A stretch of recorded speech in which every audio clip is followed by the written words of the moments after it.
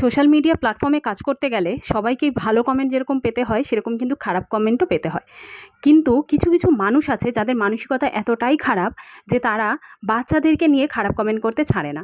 আজকে দেখা আমার সোশ্যাল মিডিয়াতে একটা কমেন্ট, একটা মাকে বলা হয়েছে যে তোমার বাচ্চাকে সকাল বিকেল এত ভালো ভালো খাবার দিচ্ছ, তারপরে তো তোমার বাচ্চা মোটা হয় না, ওকে না এই ভালো ভালো বড়লোকি খাবার ছেড়ে দিয়ে পান্তা ভাত দাও।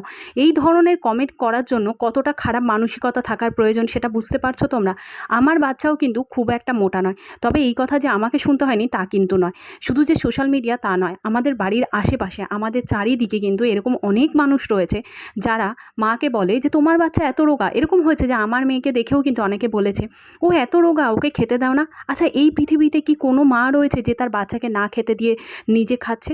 আর বাচ্চা মোটা নয় বলেই যে বাচ্চাকে ভালো ভালো খাবার বন্ধ করে দিয়ে বাচ্চাকে ওই পান্তা ভাত দিতে হবে, এটা কোথায় রয়েছে বলো তো লেখা? এই ধরনের যারা কমেন্ট করছো তাদেরকে বলছি তোমাদের মানসিকতা এতটা খারাপ কেন? আর তোমরাও তো মেয়ে, তোমরাও মা, তোমরা কি করে একটা মা হয়ে আরেকটা মেয়েকে আঘাত দাও বলো তো? কি করে আরেকটা মাকে এইরকম ধরনের কথা বলছো? কারণ একটা মাকে যখন তার নামে খারাপ কথা বলা হয়, তার যতটা না খারাপ লাগে, তার বাচ্চাকে নিয়ে যদি কোনো খারাপ কথা বলা হয় তার কিন্তু তার থেকে অনেক বেশি গুণে খারাপ লাগে।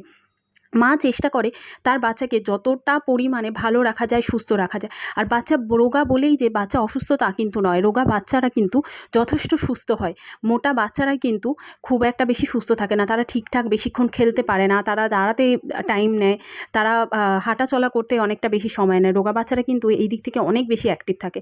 তো এই ধরনের আজে বাজে কমেন্ট যারা করছো, যাদেরকে করছো, এটা ভেবে করো যে তাদের কতটা কষ্ট হতে পারে একটা মায়ের তার বাচ্চাকে নিয়ে কিছু বললে।